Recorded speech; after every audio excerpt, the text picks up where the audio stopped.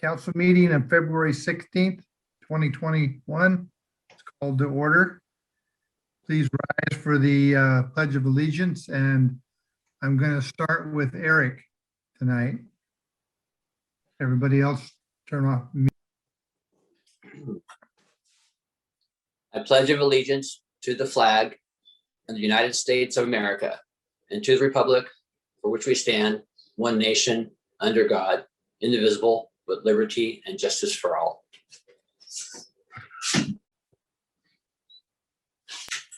All right, thanks, Eric. All right, so Donna, do we want to take roll call, please? Yes, I will. Councilmember McDowell, Present. Councilmember Inesco, Here. Deputy Mayor Peterson, Here. Mayor Dorsey, Here. Councilmember Schmidt, Here. Councilmember Feast, Here. and Councilmember Bode. Here. Thank you. All right, thank you, Donna. You're welcome. Council have any late changes to the agenda? All right, at this time, I'd like to remind members of the public that they can make comments during the public comment period, as well as any items listed on the business agenda and the action agenda. When making public comment, you will need to raise your hand electronically on the Zoom app, state your full name and whether you reside within the city limits, within Mason County, or reside elsewhere. Option number one, join the Zoom meeting by clicking on the link that is displayed on the city's webpage. The link is listed on the agendas and minutes page under the tab that says more. Option two, you can email Manager Jeff Knighton. And option three, you can call Jeff's office phone. Both the email address and the phone number are displayed on the screen. Mason Web TV streaming video. All right, so we'll start with, well, I don't start, just raise your hand if the council has a board report to share. Or just start, go ahead, Kathy. Well, I attended the AWC Legislative Days last week, which was Wednesday and Thursday. And AWC stands for Association of Washington Cities. And so I took in several of the classes, and three of them that I clicked in that I was most interested in was the Police Reform Roundtable, the EDC Development Roundtable, and the Housing Roundtable. Three things that I think all cities are dealing with right now. And they had some good things to say. So that's where I was last week, right here at my computer. All right, thank you, Kathy. Anybody else? I wanted to attend that also. I was signed up, but that's about the time that vertigo hit. I couldn't even, that was weird. So we'll move on. Is there a motion to approve the consent agenda as published? I move to approve the consent agenda as published. Second. I'll second it. Okay, thank you. We have a motion and a second to approve the consent agenda. All in favor, say aye. Aye. All opposed? Motion carries. All right, tonight we have a second stormwater rate presentation. John from the FCS group will begin with that. All righty. Let me share my screen here. John is just coming over from another city council meeting, so I'll be getting the ball rolling here. But thank you for that introduction. So as was just mentioned, this is part 2 of a 3-part series on stormwater utility rate study. The focus of today's presentation will be a rate structure proposal, as well as a discussion on rate credits. Just a quick recap. 2 weeks ago, we came and gave a presentation on the revenue requirement of the stormwater utility. So essentially what we did was forecast how much revenue would be needed to cover the financial obligations of that stormwater utility, especially considering some of the regulatory drivers such as the new NPDES Phase 2 permit. And what we found was that approximately $1.8 million per year would be needed to fund both, the 2020 operating budget, an additional FTE in 2022, as well as the city's 6-year capital plan for the stormwater utility. And what we'll be discussing in today's meeting is how do we equitably recover that revenue requirement from customers? There's a couple of ways we can do that. One is to use your existing rate structure, and the alternative, number 2 there, is to evaluate the equivalent service unit rate structure. And we'll be referring to that as the ESU rate structure throughout this presentation. A quick agenda here. We'll be talking about the existing rate structure, what it is, how it's set up, what rate credits are provided for. Next in the agenda, we'll be talking about the ESU rate structure, what the rates are under that approach, and what rate credits are recommended. And then we'll follow up with a recommendation and next steps, and then open it up for discussion. So first off, this is mostly a review. City staff came to council in December and provided a lot of this information, but we did want to run through it quickly just to make sure that we're all on the same page here. So we'll walk through the existing rate structure. It's set up into 2 different schedules. Schedule 1 is single family residential and duplexes. They pay $12.10 per month. And there currently is in place a discount of 17% for low-income senior citizens or disabled persons within the city. Schedule 2 is everybody else. This is commercial, multifamily, industrial, etc. And how that is set up is depending on how much impervious area is on a particular parcel, that is associated with a monthly fee. So for example, if you have 6,000 impervious square feet on your parcel and you're a non-single family residential customer, you'd fall into the second tier here and be paying $45.40 per month. If instead you had 30,000 impervious square feet, you would fall within this tier. And under this example, you'd be paying $106.40 per month. And then there is effectively a cap. Any parcel that exceeds 55,000 impervious square feet is capped at that charge that's just under $284 per month.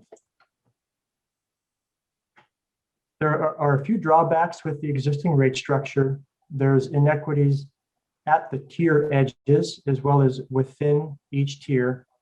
And then that cap on that highest tier, any parcel that exceeds that 55,000 impervious square feet, we believe is an inequitable drawback of current rate structure.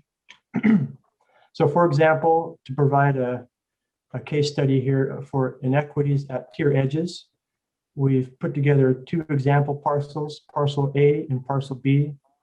In this case, parcel B only has 1 more impervious square foot, but because that bumps them up into the higher tier, they're now paying over $35 more per month, despite having essentially the same amount of impervious surface area.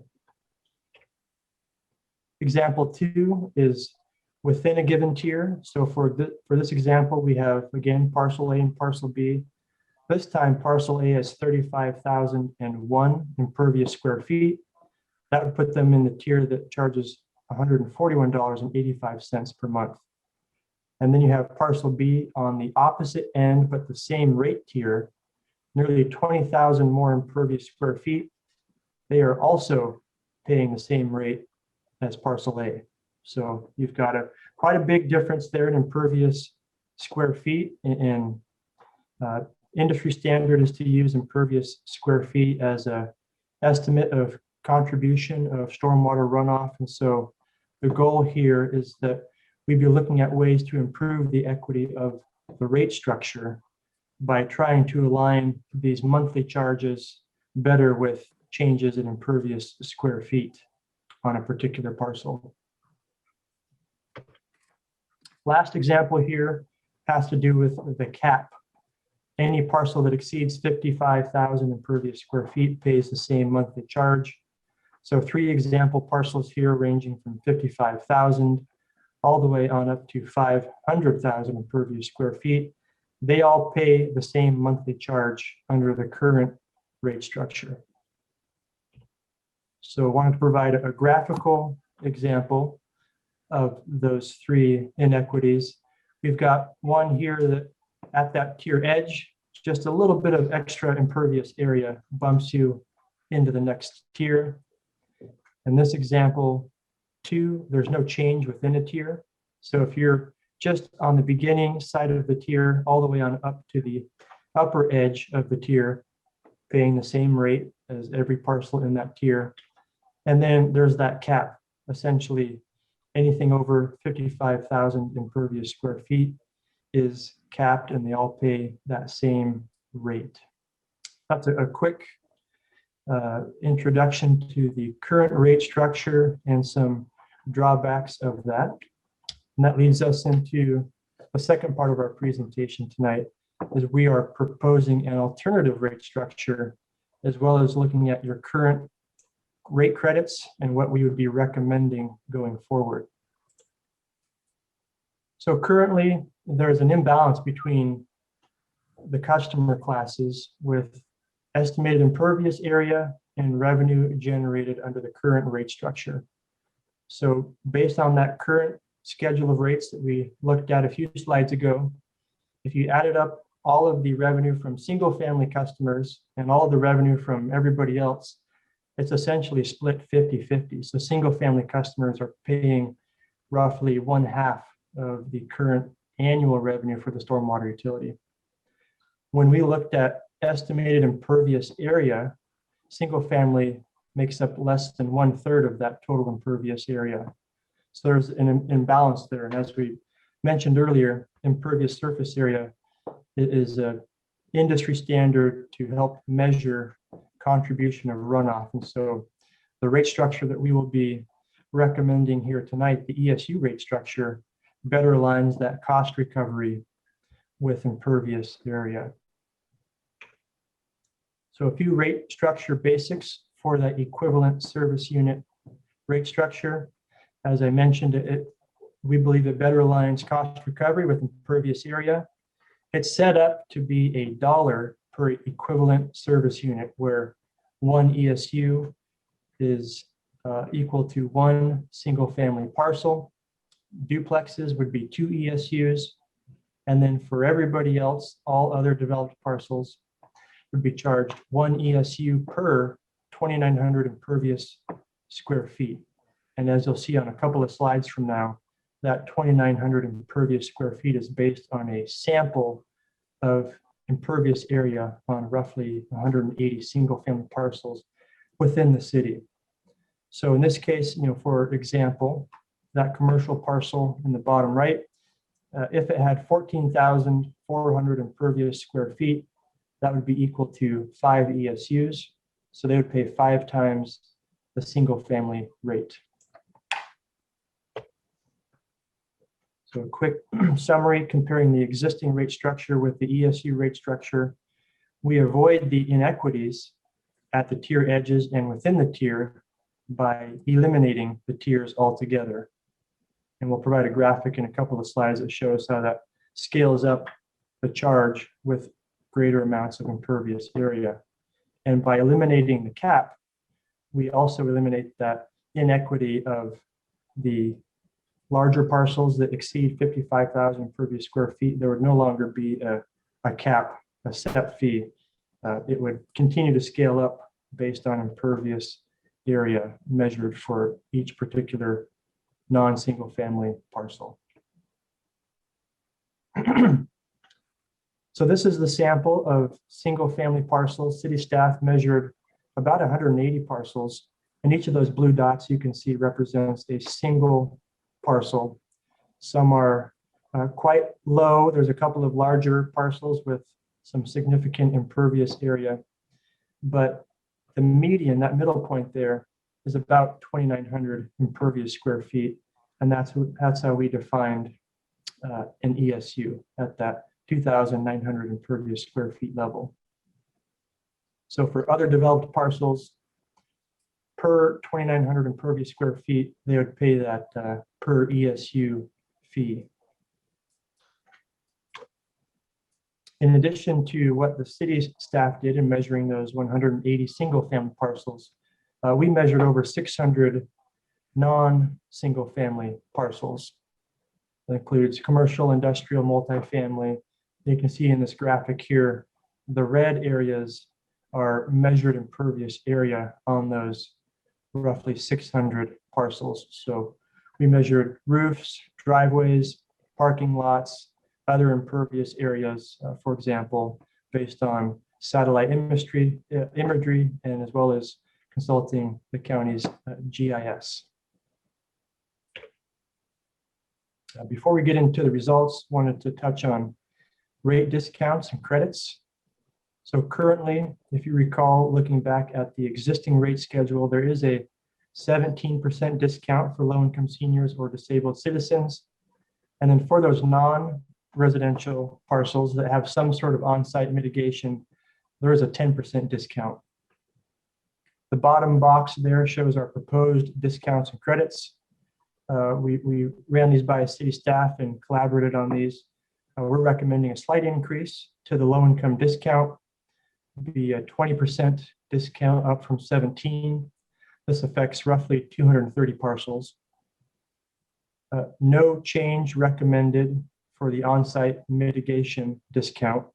Currently, it's 10%, affects roughly 15 parcels. A new credit program would be for those parcels, there's only a couple of them, that have an individual MPDES permit. And so they have special rules regulating parcels that are under that permit.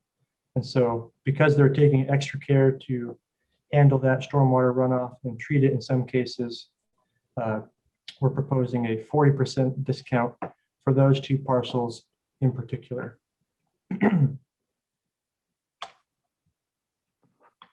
So here's a summary of the customer data within the city of Shelton. There's about 3,500 parcels in total. And of that, nearly 2,600 are single family. There's a handful of low-income senior parcels, nearly 100 duplex parcels, and then you've got roughly 600 non-single family residential parcels. So I'll start at the top and kind of walk you through this as quickly as I can. Remember, one single family parcel is equal to one ESU. So you'll see that 2,587 parcels is equal to 2,587 ESUs. These particular parcels would receive no discount, and so their ESUs after discounts would be the same. Nearly 230 low-income senior parcels with a 20% discount here. The effective ESUs after discounts would be just under 190. Duplex parcels, there's 94 of them right now based on our count. At 2 ESUs per parcel, that would be 188 ESUs and no discounts for those regular duplex parcels. And then the bottom half of this table shows non-SFR, non-single family residential. You've got 591 non-single family parcels that equate to about 12.4 million impervious square feet. So if you divide that by 2,900 impervious square feet, that's the ESU, you get 4,262 ESUs, no discounts for these particular parcels. So the ESUs after discounts would remain the same. There's 14 specific parcels with on-site mitigation facilities. So 2.2 million impervious square feet equates to 752 ESUs. A 10% discount results in 677 ESUs. And lastly here, there's 2 large parcels that have their own MPDES permit. Estimated impervious square feet is nearly 3.8 million. That would be 1,302 ESUs, but with that 40% discount, reduced to 781 chargeable ESUs. So in total, 8,681 chargeable ESUs after discounts. And that goes directly into our rate calculation. You'll see a couple of slides from now. But before we get to that answer, I wanted to remind you of what the costs are to fund the stormwater utility. And you'll recall this slide from 2 weeks ago as we covered the topic of the revenue requirement. So this graphic shows the annual operating and maintenance expenses shown here in these dark blue bars. Significant increase from 2020 up to 2021.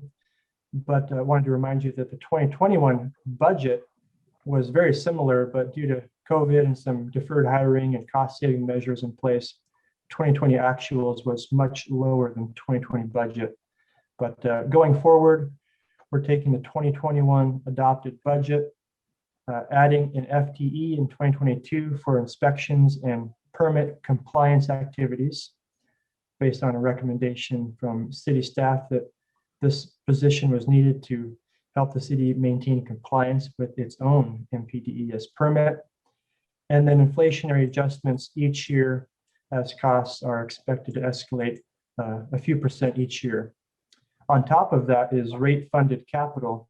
There's about $300,000 per year that would be needed to fund the 6-year capital improvement program. So in total, roughly $1.8 million of annual revenue would be needed to fund the total revenue requirement of the stormwater utility. And you can see here, this dark line here is revenue at current rates. These rates have not increased in over 10 years. And you can see that funding gap that has resulted from that delay in rate increases, but also that there's some significant new costs that have come up with the new permit that has been put into place that affects operating in particular, and in some cases, capital projects resulting from permit compliance as well. So anything above that dark line here is currently not funded under existing rates. So there's a couple of ways that we could fund this revenue requirement. One way would be using the existing rate structure, adjusting rates equally. So the same percentage adjustment would apply to every rate you see here, effective mid-year 2021, July 1st. That would be increasing the single family residential rate from $12.10 per month to $27.59 per month mid-year. And then that same proportional increase affecting these non-single family residential rates as well. Still keeping that tiered structure under this approach, still keeping that cap for those very large parcels under that approach. The recommended approach that we're showing here is the funding of the revenue requirement with the ESU structure. That's that equivalent service unit structure. And so for every equivalent service unit on a parcel, that parcel would pay $16.78 per ESU. So for single family, they'd be paying that $16.78. For commercial, industrial, that per ESU rate would scale based on impervious area, which we show here on this graphic. So the existing rate structure, again, has the stair-step approach and is capped at a certain amount.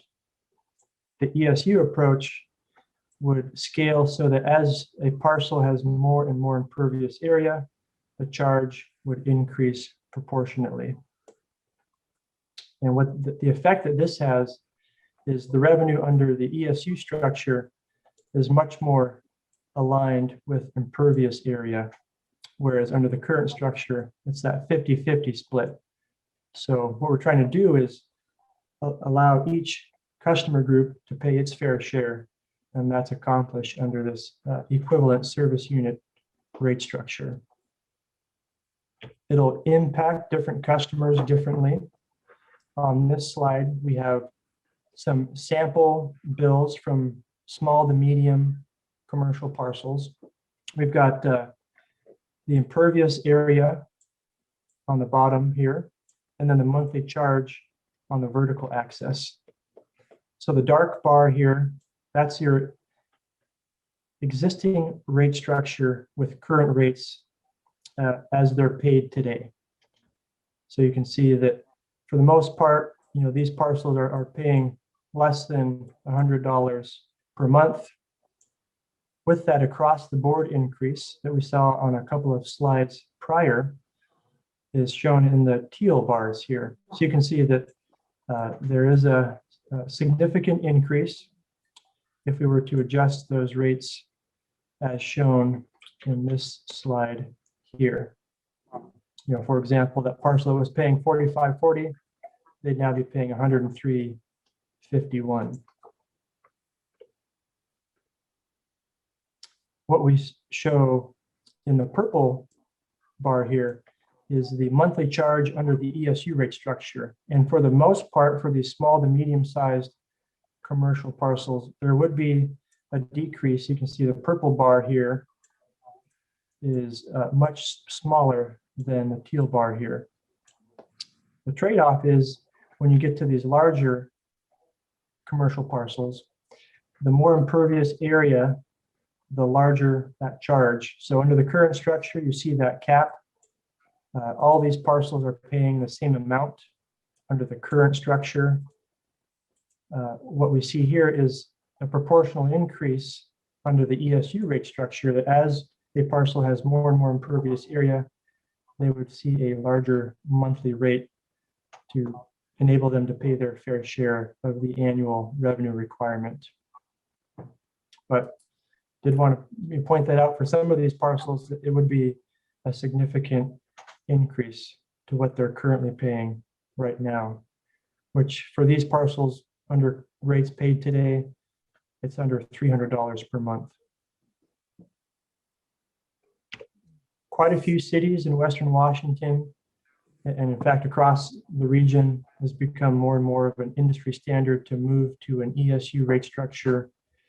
Here's a list of cities, not exhaustive, but we do want to provide a few examples of cities that have made the transition to the equivalent service unit rate structure.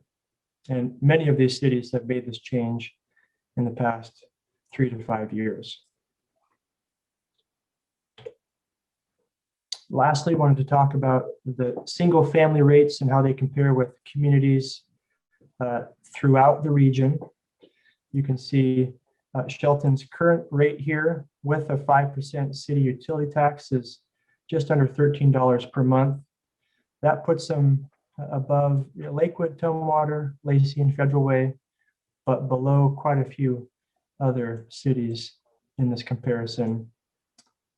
Under the ESU approach, with the utility tax, single family customer would be paying about $17.62 per month, would jump above Olympia and Port Angeles, but the city would still be below many other communities throughout the region and throughout Western Washington.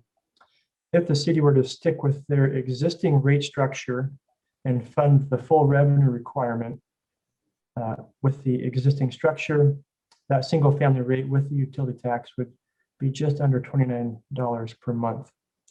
And we did show the population for each of these communities.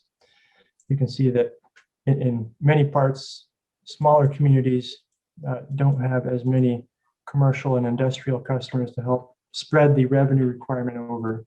And so generally, the rates are a little bit higher for these smaller communities. In some cases, these rates are getting into the low to mid $20 per month. Next steps, just a couple of conclusion slides, and then we'll be ready for question and answer. And I'll hand it over to John here to walk you through the proposed approach and next steps for the study. Thanks, Toggy. Sorry to join late. just as a summary of the proposed approach, then it would be to adopt the rates as presented, specifically the ESU rate structure that we've talked so much about, as a way of lowering that unit rate and more fairly charging developed property in Shelton for the actual amount of developed or impervious surface area. So that ESU rate structure that we've described would include some rate credits, 20% for qualifying low-income seniors or disabled customers. That's a slight increase. 10% for non-residential with qualifying on-site mitigation, the same as you do now, and a substantial 40% rate credit for, there are a couple of large customers that have individual NPDES permits, so a 40% rate credit for those customers because they're essentially doing so much on their site to mitigate their impacts.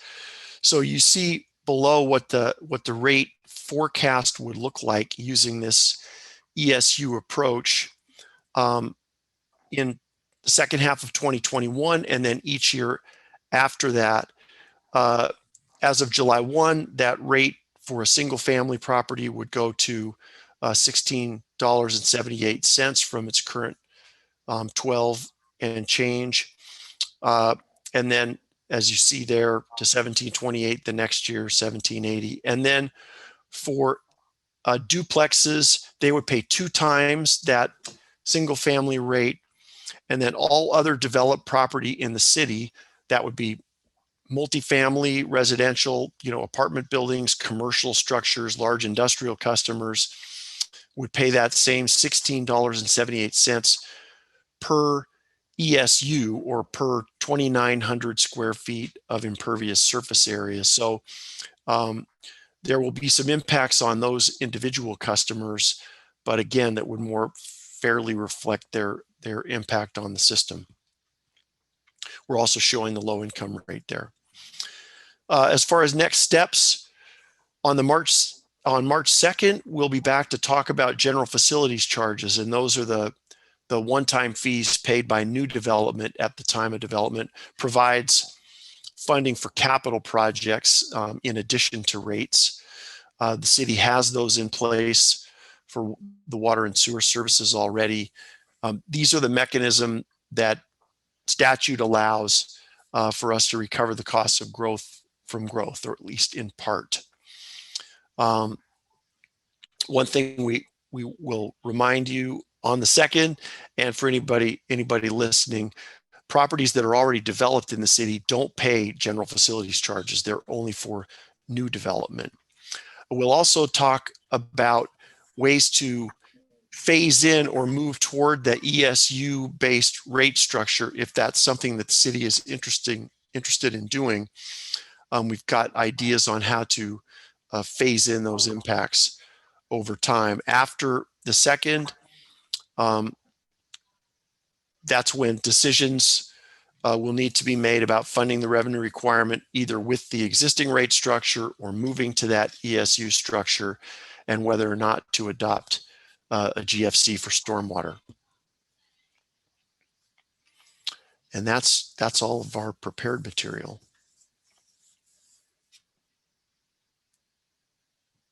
All right, does anybody have any questions? I do. Kevin, right Go here. ahead, I can't see you.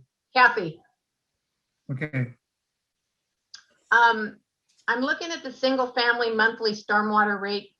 The bars that go, yes. Can you tell me why Lakewood's larger than Shelton? Tumwater's, well, especially Lakewood, why are they so much lower than Shelton? Shelton's population is 10,000. Is there an explanation for that?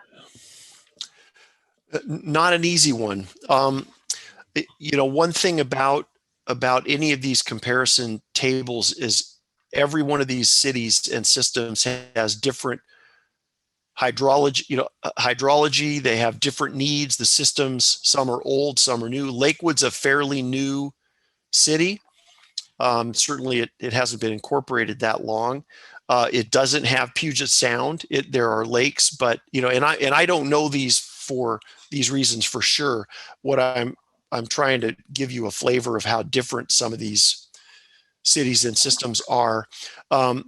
So Shelton has the sound to worry about, and the hydrology is just very different. So that's just one example of some of the potential reasons. In other cases, the programs are different, or they're only partially funding their programs. And I can't think of a good example of that, but the probably the best comparables would be a Bremerton, a Poulsbo, because they're more similar. Okay. Is that helpful? Yeah, I'm There's looking not at, an easy answer. It's all apples and oranges. right, so I'm looking at Duval. I'm not real familiar with Duval. Their population 7,900. They're at $22. Is that? I mean, They are a very, very residential community. So where many cities have commercial customers, and that would be a lot of chargeable area equivalent service units, all Duval has is residences, and they have a very small commercial core. So all the costs of their program have to be divided up among what's basically homeowners, and so that's their water and sewer rates are quite high as well, and that's the reason. Okay. And again, I'm oversimplifying, but that's the reason in the case of stormwater. that's very logical. Thank you very much. Mhm. And then I did have a question, if no one else did. Oh, okay. I am wondering where you came up with your discount for the individual NPDES permit holders. Just because I know there's not a lot of them, but I know some of them take care of the majority of their lots. And we're giving them 40%, even though they might be taking care of 80 or 90% of what's actually coming onto their lot. So just wondering where that 40% discount number came from. So when we our philosophy about credits is that you have a program that is largely fixed costs. It includes managing stormwater throughout the city, localized flooding, water quality. Many of those costs are fixed. So even if everyone in the city fully mitigated their own stormwater runoff, you would still have a city program that would be required. And when we take an analytical approach to figuring out how much of that program is essentially fixed and how much of it varies with the amount of runoff, 40% is a real common result as far as what should be creditable or what can be impacted by folks and what they do on their sites. In the case of NPDES permit holders, they are still beneficiaries of the public system because people can get to and from their sites because there's less flooding throughout the city. Their properties are protected from flooding from other properties because of the public system. So that's the argument that they should pay an amount of those fixed costs, if you will, and only be credited the variable or use portion of the rate, and that's the 40%.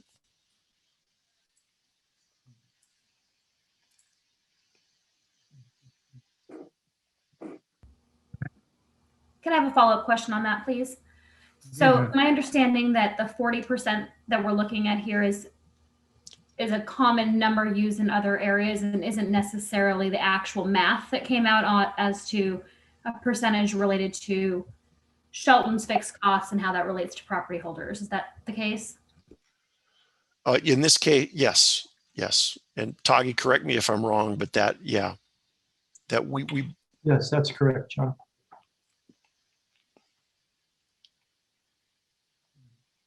But we did do a survey of what other cities and counties in the state are offering for this type of individual NPDES permit holders, and that was a common number that we saw.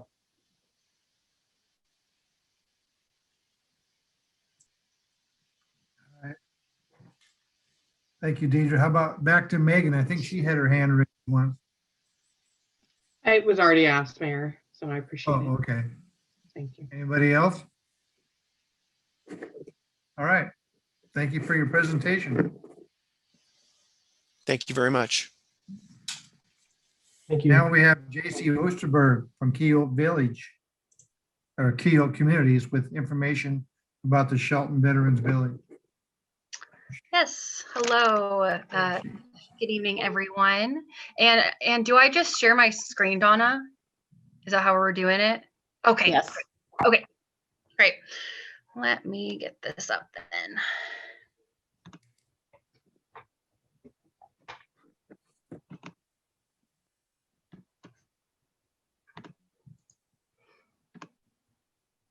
Okay, can you guys all see that?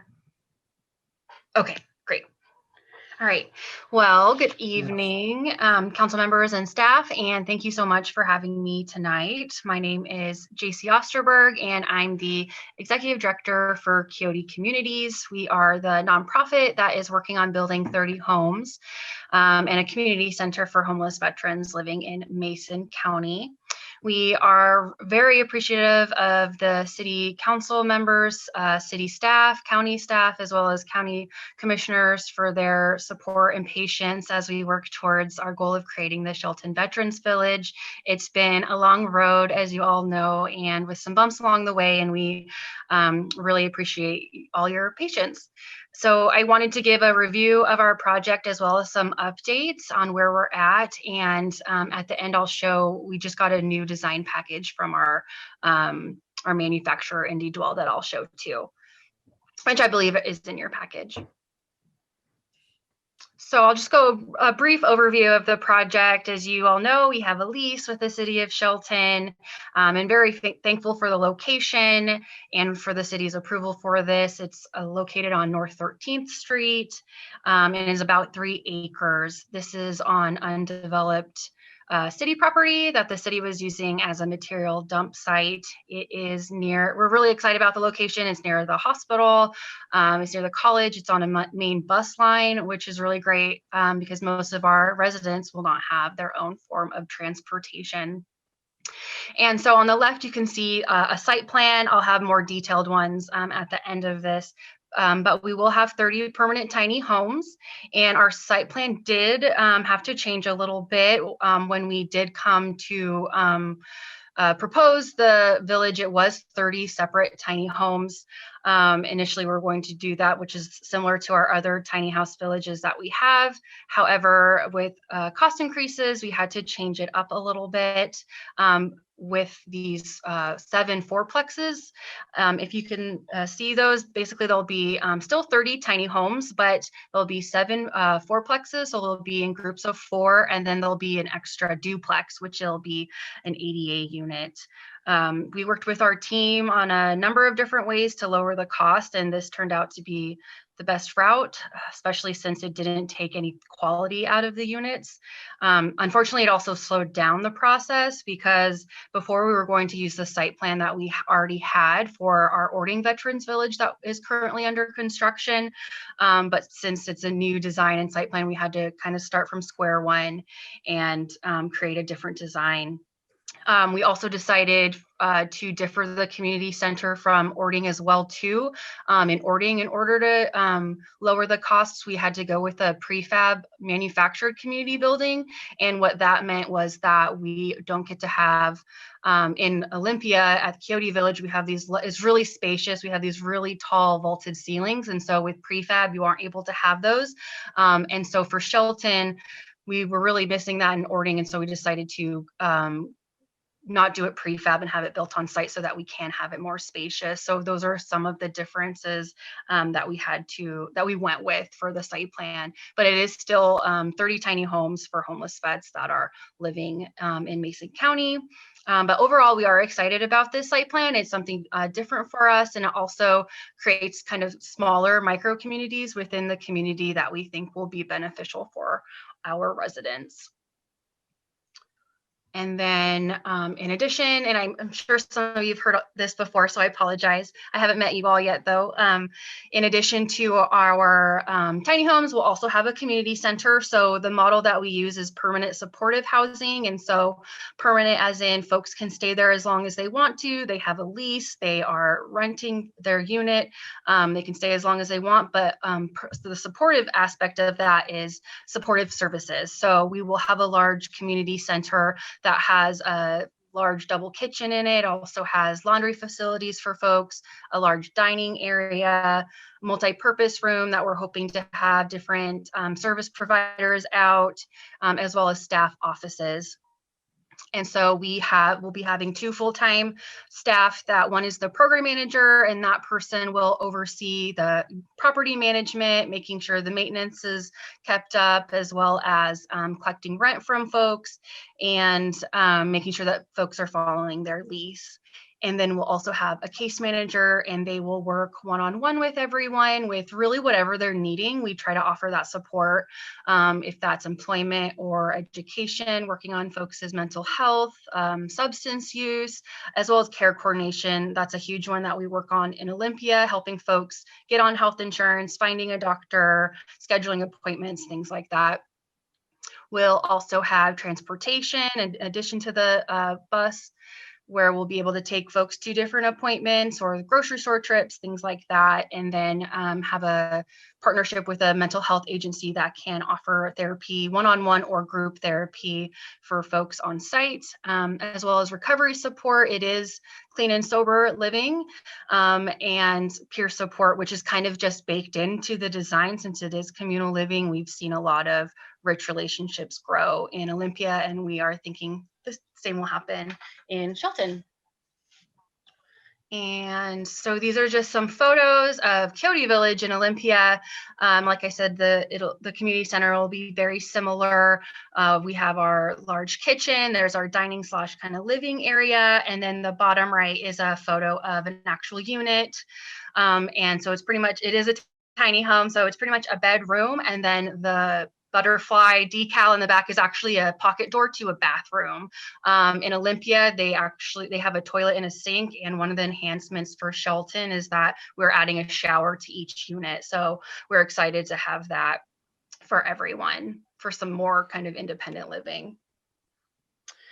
And then where we're at, so updates, and this is kind of a cottage design in the colors that we're going with for the units. So it says getting ready to apply for permits. I have a update to that update. We did apply for our community center permits with the city. So those were filed, I believe, the end of last month. And then the civil permits have been turned in as well. We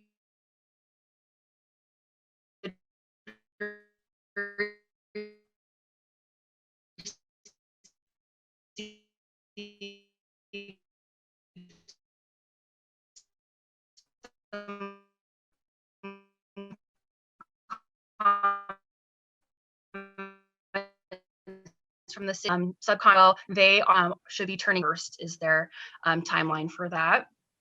And then also we have just turned in the first phase of our NEPA as well, was turned into the city. And so we are facing some issues. We are struggling currently with our operating funding. Our other 2 villages are mainly funded and supported through their local housing authorities through project-based vouchers that work very similar, like a Section 8 voucher. Our residents are 50% of the area median income or under. You know, they are experiencing homelessness. Most folks do not have a high income, and so they do pay 30% of their income in rent.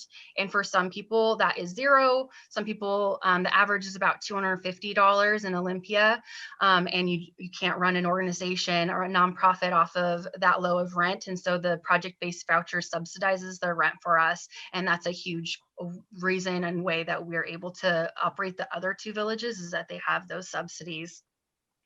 But the Bremerton Housing Authority, which currently oversees Mason County and the vouchers, about a year ago, we were told we were to have a partnership with them and be able to get vouchers. And then just before, or it was, I think, the first or second month, once the pandemic hit, we were told that they did not have the capacity to distribute vouchers out in Shelton.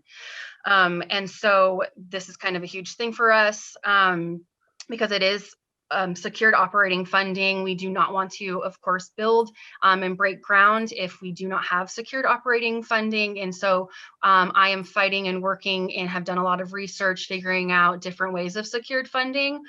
Also still working with the Bremerton Housing Authority to find a way to help with that with BASH vouchers, which are vouchers specifically to veterans.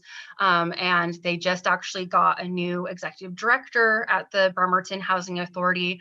And I just had a meeting with her last week, and she seems actually pretty supportive of the project. And so I'm giving her a tour coming up in early March to show her the Shelton site and Olympia as well as Ording. And so she seems supportive and wanting to help to figure out how we can get those vouchers.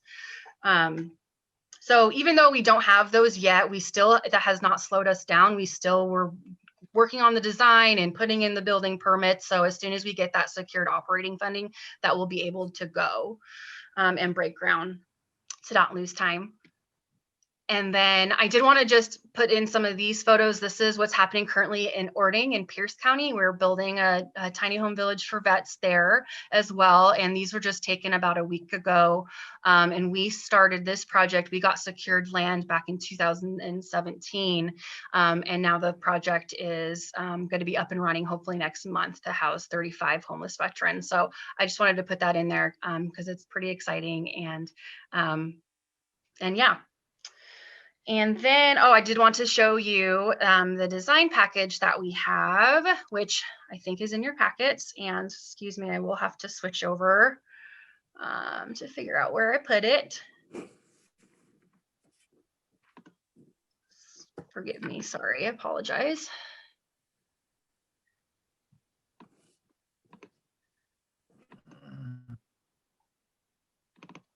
Here we go. I think we got that. Okay, so all the partners that we have working on this, our architect, our developer, and the general contractors, as well as our engineer. But this is a package that our, our Indie Dwell, who's manufacturing the tiny homes, that they had put together to kind of give a better, I think it's a better visual of what's going on and what the project's going to look like. And so this photo is showing what kind of the triangle parcel that we have and how it's going to be set up. And then there are some more kind of topography photos, as well as what it's going to look like more up close. So this is a parking lot. We decided to go with a larger parking lot. I believe there's 30 parking spaces, just because there's not offside parking. You can't park on the side of North 13th. So we wanted to have more parking spaces, even though there probably won't be 30 cars with the residents, but just in case for staff and volunteers. And then this is an overview of what it's going to look like. And you can see it has the fourplexes and then the one duplex, and it makes the site plan smaller as well too. So we'll be able to kind of put more landscaping, or there's a community garden right here as well too. So we'll have more space because putting them in fourplexes shrunk the site plan down. And then just another viewpoint of it. And then not as exciting, but the actual floor plans. And I believe you have that in your package. So I just wanted to come and give some updates. I have started to as well send Jeff we have construction meetings every week, sometimes or every other week if there's not updates. And I'm starting to send those to Jeff. That gets sent to the city council members as well. So I hope those are helpful, showing you what's going on with the project and as we progress. So thank you so much for letting me talk at you for the last 10 minutes or so. Appreciate it. And then, yeah, have it open up for any questions you all may have. Should I just call on folks, Mayor? Or is that your job? I see Megan has her hand up. Yeah. Well, actually Kathy does first and then I'll go Oh, next. Kathy was first. All right. Thank you, Megan. Okay, several questions, JC. Why did the Bremerton Housing Authority, why don't they have the vouchers? Yeah. Yeah, that was a big bummer for us too as well. So first off, it is smaller, right? So we're in Thurston County and Pierce County. They do have more vouchers to give. But also the Bremerton Housing Authority, while they were working with us, they're also doing a large project called Pendleton Place. That is, I believe, housing for, I think it's folks with mental health issues, and they're giving them over 50 project-based vouchers. And so that was kind of happening at the same time. But besides the vouchers, they had also told us that they did not have the capacity to do it because there is some admin work involved with it, of course, and every year they have to do inspections and you have to go do that out in Shelton. And I had heard that, it's too much of a drive for us, et cetera. And which to me was surprising because they oversee Mason County. You think that was kind of built into the plan when they took that responsibility over. But that was kind of some of the reasoning. I also heard that they were not interested in developing out in Mason County. So I heard kind of a few different things going on, and this was after they had committed vouchers to us. And then when it got time to actually sign the contract, because we have to do it before we break ground because it's federal funding, they said, wait a minute, actually, we don't think we're able to do this. And so I've been working since then to get them back. And luckily they do have a new person. There was a lot of transition. And so they had an interim person and they weren't able to give me an answer for a partnership because they were the interim person. And they finally just hired their new executive director. I believe she started 2 weeks ago. And so I jumped on it and had some meetings with her. She does seem more supportive. But again, they're saying there's not as many vouchers as they'd like to. And so what I'm also trying to do is looking out to other housing authorities because there are some VASH vouchers, which are the veterans vouchers, specifically for homeless veterans that are not being utilized in other housing authorities. And so we're trying to see if there's a way that we can utilize the ones that aren't being used. That was a long answer. I apologize. Well, JC, Yeah. Mason County has a housing authority, right? So yeah, from what I understand, it's like a volunteer-based one, and it was Kathy Haig or is. And then this kind of incident happened, and I was working with April Pooler as well as County Commissioner Trask, and they were pretty upset about this, to be honest. And so I have heard that they now are trying to revitalize the housing authority and that they do have a new board. I don't know how long that would take though to actually have, hire staff and have it up and running to actually give out vouchers and stuff. But from what I understand, and I don't know if there's a county staff member here, but from what I understand, they are working on revitalizing the Mason County Housing Authority. Okay, very good. Thank you. Yeah, and I don't know who was next. Was it Councilmember Megan? Is it Feist? It's Feast. Feast. Oh, I apologize. No worries. I just wanted to make sure that you're getting the support that you need from our legislators as well. And if you've talked to Senator Sheldon lately and what support you're receiving there. Yes, thank you. He is very supportive. This is kind of his project that he was starting. And so he has been very supportive. So has Representative Griffey and McEwen, as well as Senator Randall, who oversees Kitsap. And so Randall and Sheldon were on a call with me with Bremerton Housing Authority, basically like urging them to do this and to figure out a way. I also have the Washington Department of Veterans Affairs are huge supporters of ours as well. We're actually, our ordering site is on their Soldiers Home campus. So we have a really great partnership with them. They're trying to figure this out as well too. And then also Representative Kilmer as well, his team is trying to brainstorm different ways to figure this out. And last I did hear from Sheldon, I was talking to his assistant Suzette, he is trying to find a way to get an allocation in the operating budget with the state budget.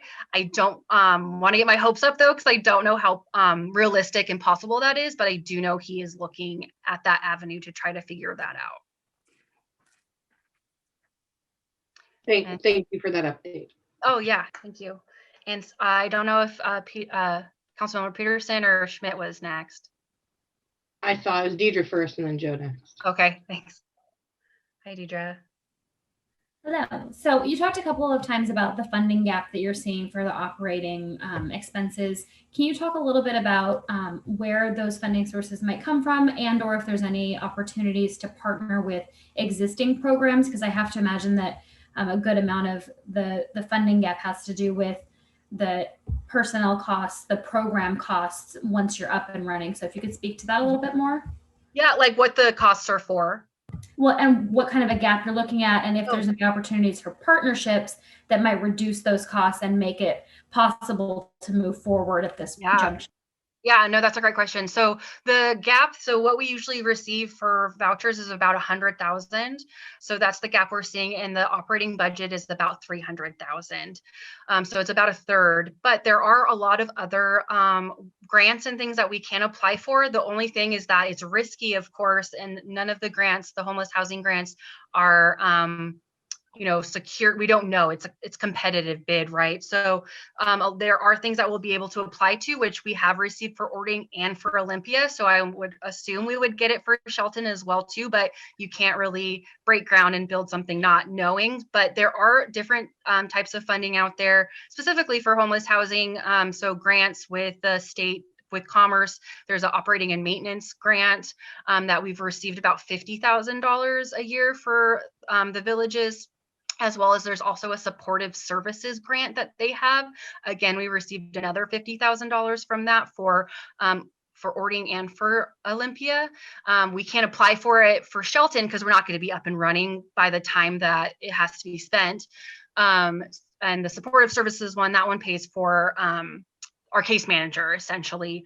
There are other types of things as well too. Foundational grants, of course, Community Foundation and the local tribes have always been huge supporters of ours.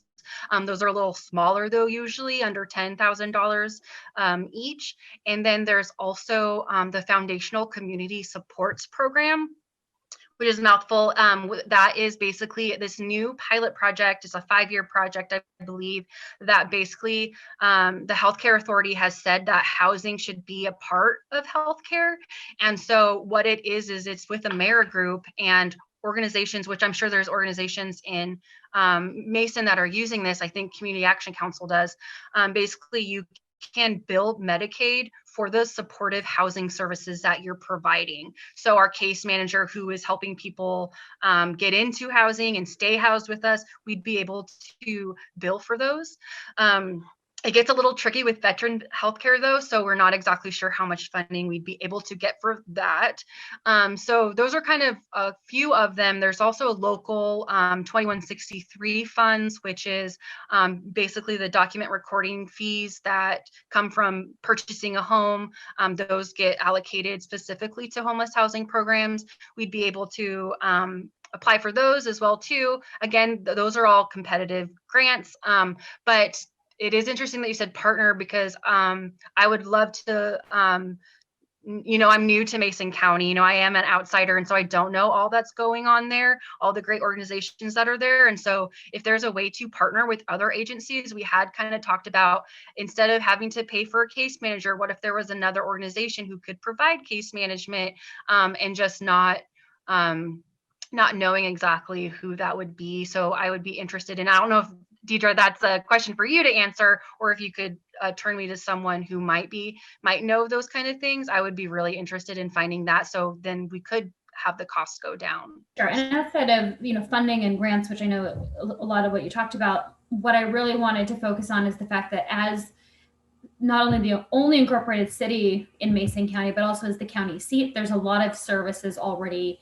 headquartered here. There are a lot of people already doing work that may be a benefit or a service to the people that you're servicing. So if there's a way to share those costs, share those services, there may be some opportunities to hopefully help everyone along the way. So encourage you to continue to talk with, not only council members and city staff, but really engage with the community to see where some of those opportunities are.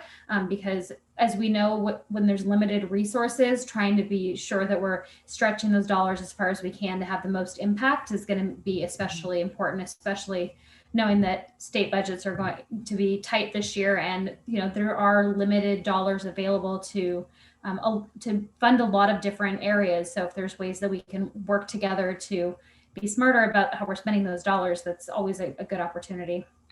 Yeah. Thank you for that. Definitely. I'm scared to hear what you have to say, Councilmember Schmidt. I think it's your turn. Thank you for your presentation. I just had a question. You're killing me. I had a question on project-based vouchers. Yeah. I'm pretty unfamiliar with the voucher program in general, but is it a HUD program or a state program first and foremost? That's a great question. I get confused with HUD versus the county housing authorities. So we work with the local housing authority. Okay. So I don't know if that's the answer, but we don't fine. actually work with HUD. It's with the housing authority. And is it income based? So they have to have an income of some sort? No, they don't. Wow. They can have zero income, and then there's like a zero income waiver because they have like a $50 minimum. But it's like, how are you going to pay that if you don't have income? So there is a waiver for that. So essentially, if all works out, you could get 30 vouchers, and that would pay. Is there a percent? I mean, I'm assuming it's not 100%, but it would pay a 60%, 70%. What's roughly the breakdown of what the voucher covers? Yeah. The vouchers are I would say about a third. And we wouldn't get the full 30. Somewhere around 20 would even us out and make us feel secure about the operating. About 20. So yeah, just about 100,000, and then the rent from the residents makes up the rest of some of it. But yeah, it's about a third. Okay. That's all. That's all. Oh, Thank you. I got off easy. All right, anybody else? Thank you, JC, for your presentation. Thanks so much. Appreciate it. All right, we'll move on to the general public comment area. Do we have anyone interested in making a public comment, Donna? Yes, we do, Mr. Mayor. I have two people on my list. The first person is Lisa Perry. So Lisa, as soon as you begin, I'll start my timer and you have 3 minutes. And my buzzer is not very loud, so I might have to interrupt you if you get too far. Okay, so you may begin. Try to be good.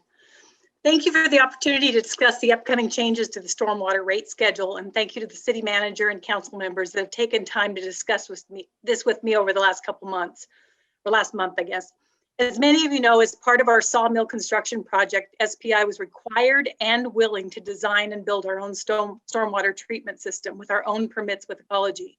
This represented an investment of $2.1 million and requires thousands of dollars of monitoring and maintenance each year. We are required to collect, transport, treat, and monitor all water on the site.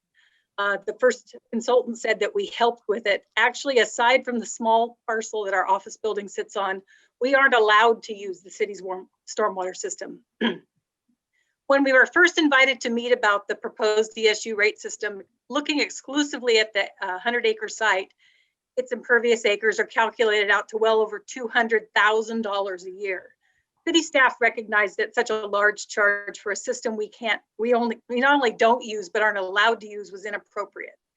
Since then, in discussing different protocols for ensuring a more appropriate rate, the city manager found precedent where one city in Washington had done a 70% discount. While I again appreciate these efforts and still would like the council to consider further reductions with the important consideration that this is an excessive rate increase on SPI for a service, again, that we are not allowed to use. We fully realize there will be some increase as our portion of the city's increase. Everyone in town will be looking at increases under the proposed rate schedule.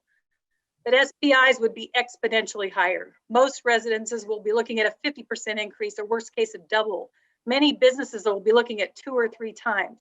At the largest discount we discussed so far, 70%, we're still looking at a 14 to 15 times rate increase. And at the 40% discount that was discussed earlier in the meeting, that's 40 times what we're paying now.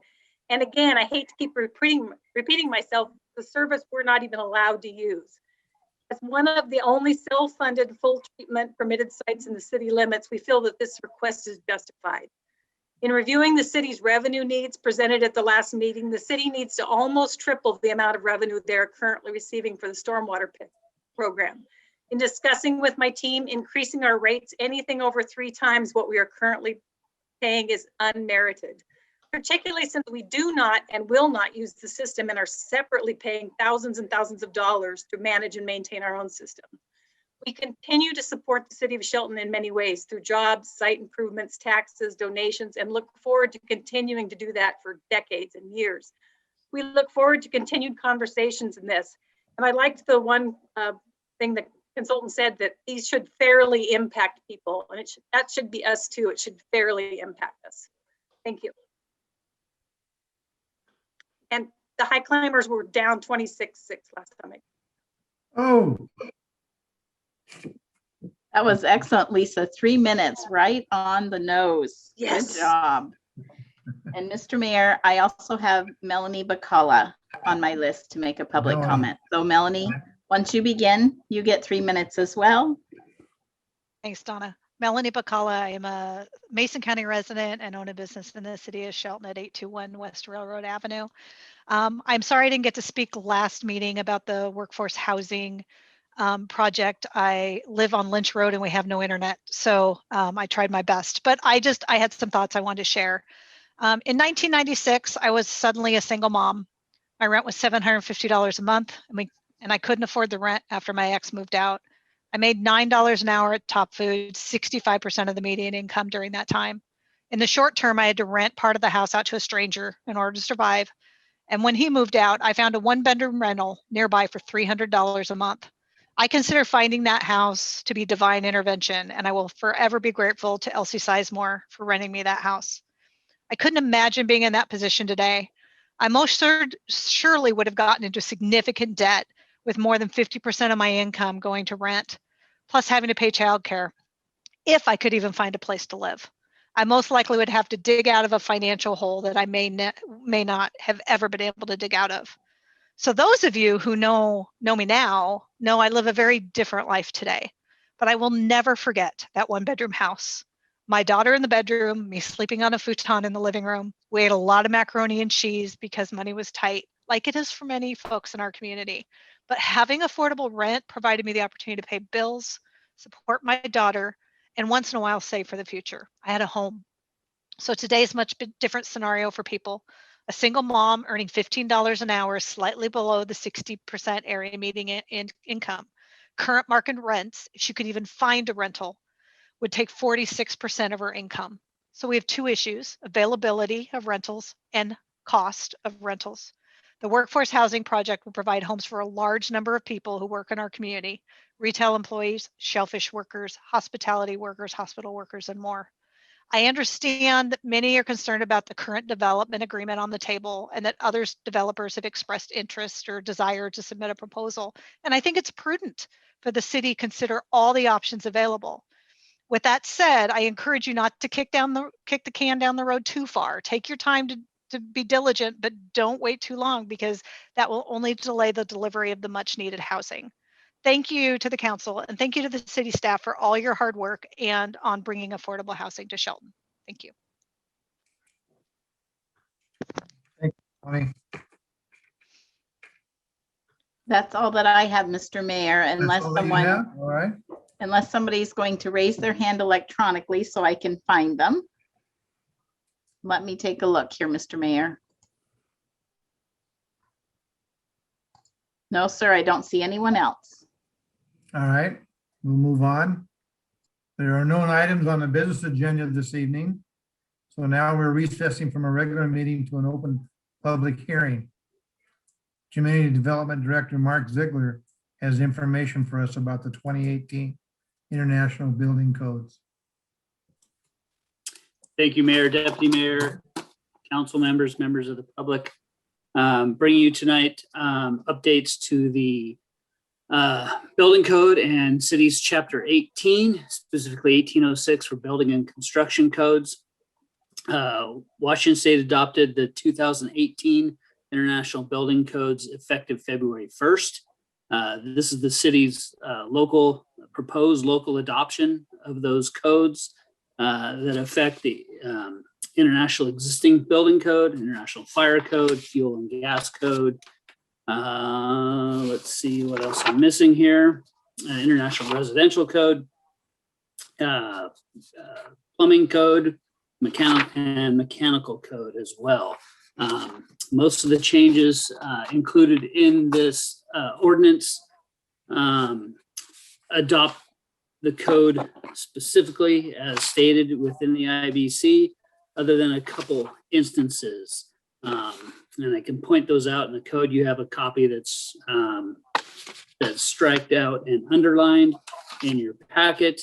One of those areas is within, actually, a couple of those areas was in the fire code. Page 5. It starts on page 5 of the red line version.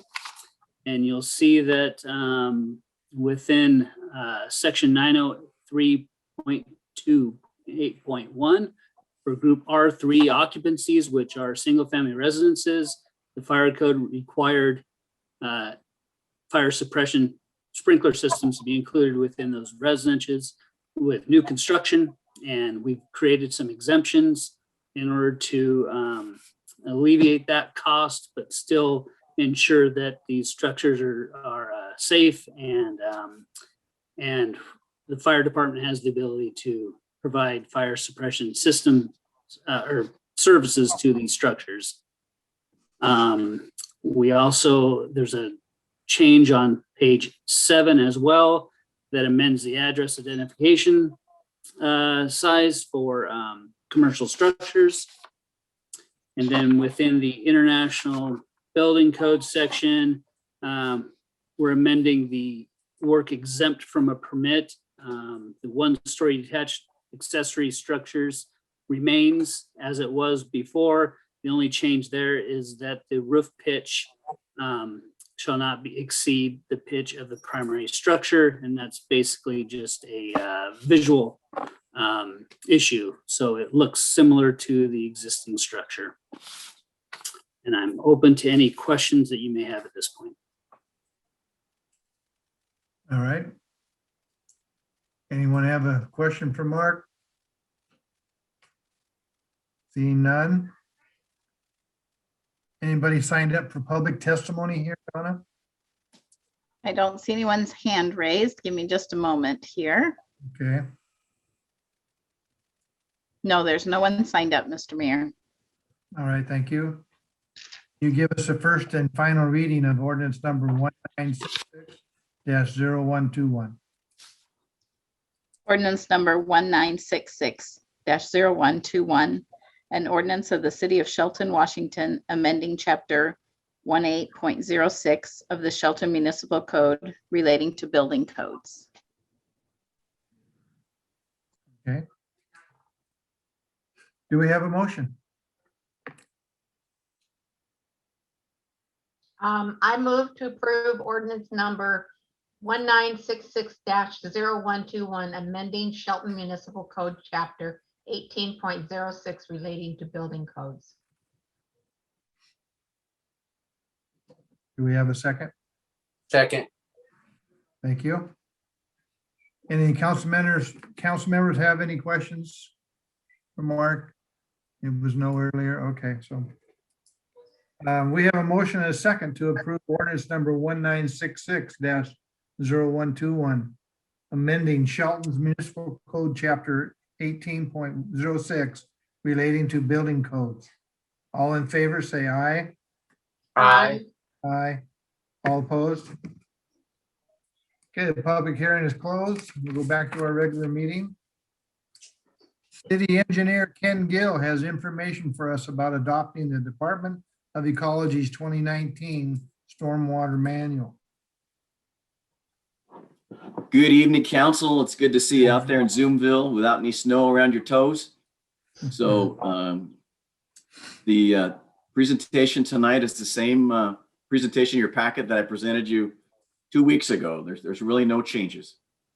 The one thing that I'll add, City Manager Knighton asked me to reach out to our development community and ask them if we did this, would there be any changes for projects that were in process?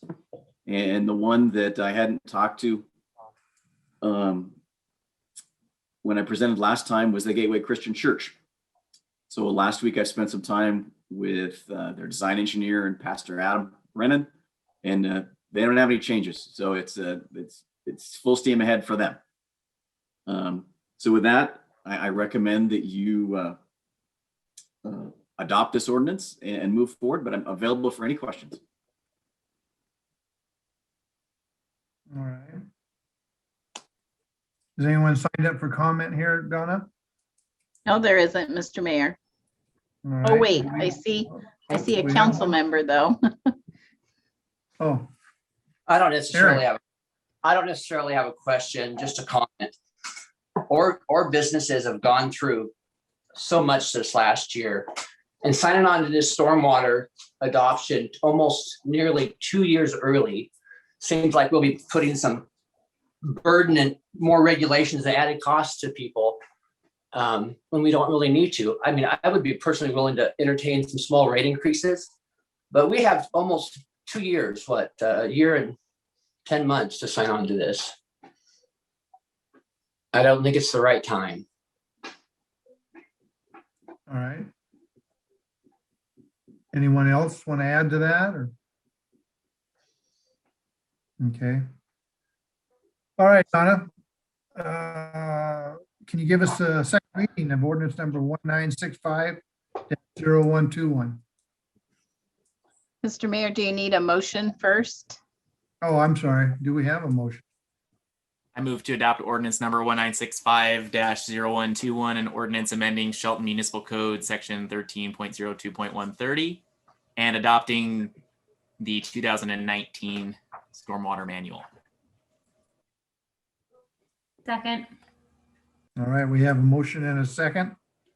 Motion and a second to adopt ordinance number 1965-0121, an ordinance amending Shelton Municipal Code section 13.02.130 and adopting the 2019 Stormwater Manual. All in favor, say aye. Mr. Mayor, I'm sorry. do you want me to give you a reading? Oh, yeah, I'm sorry. We're getting you all mixed up tonight, aren't we? I'm getting ahead of myself. Are you ready for a reading? Yes. Okay. Ordinance number 1965-0121, an ordinance of the City of Shelton, Washington, amending Shelton Municipal Code section 13.02.130, adopting the Department of Ecology's 2019 Stormwater Management Manual. Thank you. Is there any other questions? Okay, we have a motion and a second to adopt ordinance number 1965-0121, an ordinance amending Shelton Municipal Code section 13.02.130 and adopting the 2019 Stormwater Manual. All in favor, say aye. Aye. Aye. All opposed? No, No, One no from Eric. no, and James. Oh, from James. Okay, motion carries. shame. Oh. All right, we'll move on to administration reports. Jeff, will you give us your city manager report, please? Thank you very much, Mr. Mayor, Deputy Mayor, members of council. Just a couple things to note. First, I want to say a hearty congratulations to our public works staff for all the work that they did over the snowstorm. I thought that our response and the coordination of that response and the hard work that all of our members of the public works team did to keep our roads open was fantastic. And it was a lot of hard work. I think we all recognize that. And just want to say here publicly, and I'll also reach out to them privately, that I appreciate it. I know most of the residents of the city appreciated it a great deal, and I know the council does as well. That was fantastic. On to another discussion about phase 2, but this is COVID phase 2. As you know, we or actually the reopening plan. We'll frame that positively. The phase 2, our region moved into phase 2 yesterday. And as we move into phase 2 and our businesses can start to reopen with a little bit more capacity and get things moving, the city will be evaluating how we respond when and if we open the public service center, by how many people, that kind of thing. And we should have an announcement on that relatively soon, so that people know what to expect when they reach out to contact us. The town hall, our OpenGov town hall, that's one of the technology improvements that council authorized the city to purchase and implement. Has been a terrific success as far as we're concerned, receiving comment from the public on the one workforce development, workforce housing topic. We have received 5.7 hours of public comment at 3 minutes per person. So we are definitely getting the public feedback on that particular project, and hopefully it continues with others.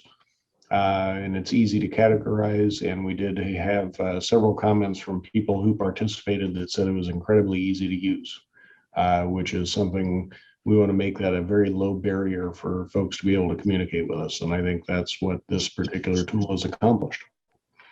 And lastly, as council knows, we are going to start looking at development code updates for council consideration late this year, potentially early next.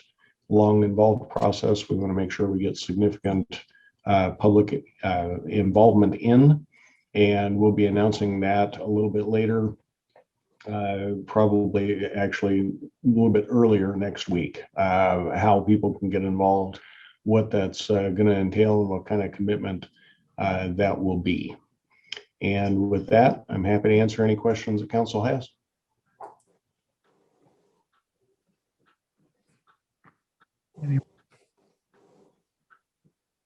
All right, I don't see any, Jeff. Thanks for your report.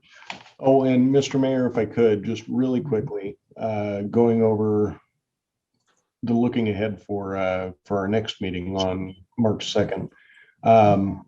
Fairly light, we have another presentation on the general facilities charge from the FCS group. A resolution for you to consider to join a mutual aid agreement with other communities in our region for disaster response, those types of things, just so that we have help and we're offering help to any that need it from us, and then a consideration of final acceptance for our residential paving projects. And almost skipped over that, but I remembered at the last second, and that's all I have for you this evening. Okay. Does the council have any new items for discussion? Anyone's hand? All right. Our next meeting will be Tuesday, March 2nd, 2021 at 6 o'clock. This meeting is adjourned at 7:28.